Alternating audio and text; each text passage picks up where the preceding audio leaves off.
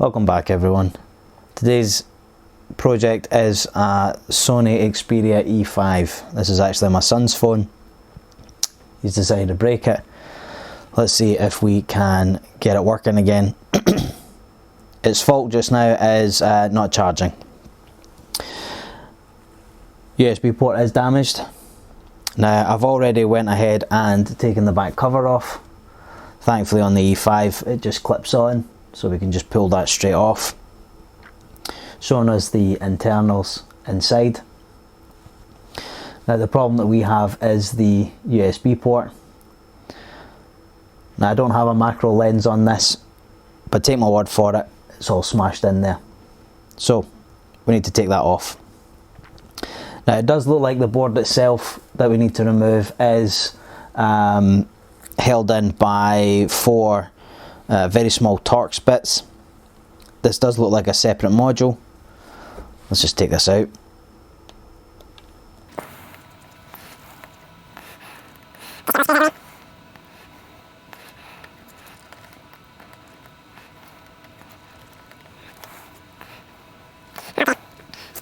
They're out now. See if we can actually pop this out. I think it's quite a tight fit. Certainly lifting at that side.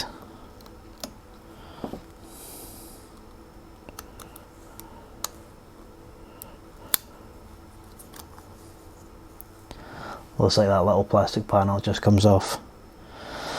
It's just got some contact points here, probably for the wee speaker on this side. And antenna. That there looks like the antenna wire. Move that over. Okay, so there's a little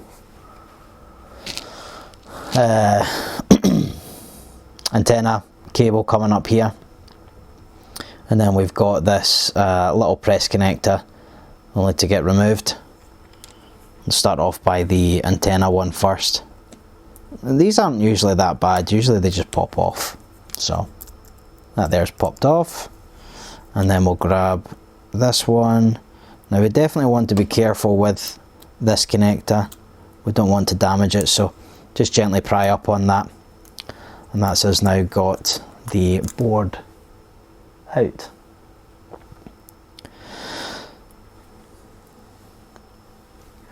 Now it does look like we've got a few things that are actually going on with this particular board here. We've obviously got the connector just to interface it with the board. We've got the pins for the speaker, the antenna. We've got the vibration motor as well, so that's the wee vibration motor. But what we're interested in though is this micro USB. Now let me see if I can hold it up to the camera. Don't know if it'll focus, but hopefully I'll get a glimpse inside of there. We can see that it's damaged the pins inside. Now this might actually be a bit of a pain to dismantle actually, because what we actually have is this extra shielding plate across here. So we've got the shielding plate across the top, and then there's obviously the connector itself, but there's quite a few little components round about here. Now if I use the hot air, there's a good chance it'll blow off some of these components. If I use the soldering iron, I'll certainly get enough heat down with the soldering iron. Whether or not it'll help us, let's find out. Take it over to the reflow station. We'll see what we've got.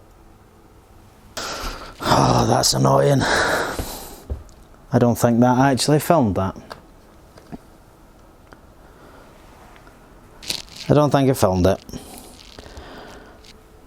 What I've done here though is I've just put some flux on, had the station fired up, a little bit of flux on the pins here. I then just went round with some of the lead solder that I've got, topped up all of those pins, put a little bit extra solder inside of them, really just to help them flow, heat them up.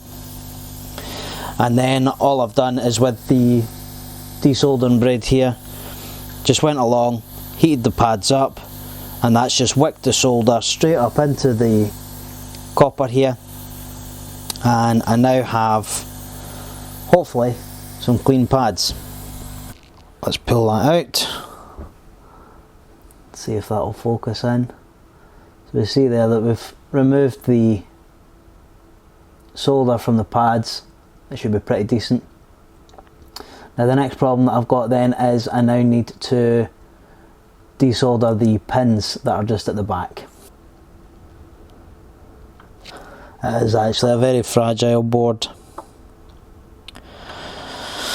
So I think what we'll do now is fire up the hot air station.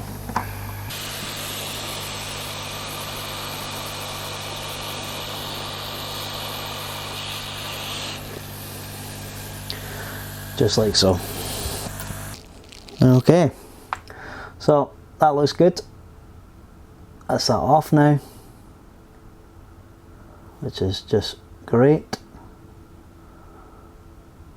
That's that off. Now I do have another USB, which I've already pulled off of another board.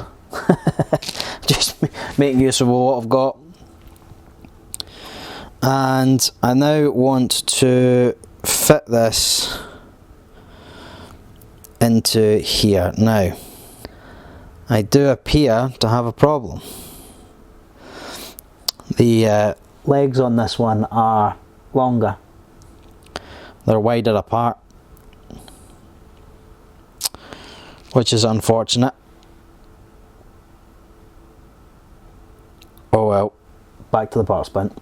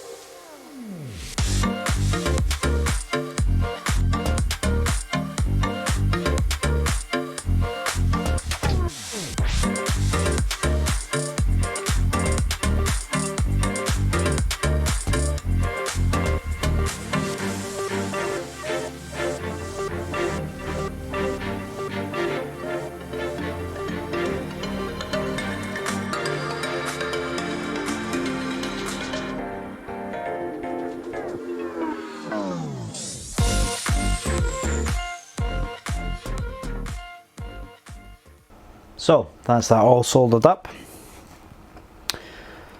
Looking okay. Let's just pop this back in. Connect up the antenna. Pop the ribbon cable back in.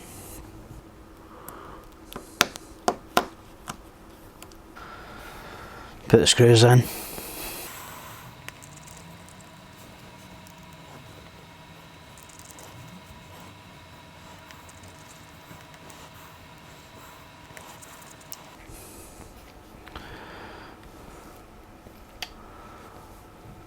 Give it a test before I put the back cover on.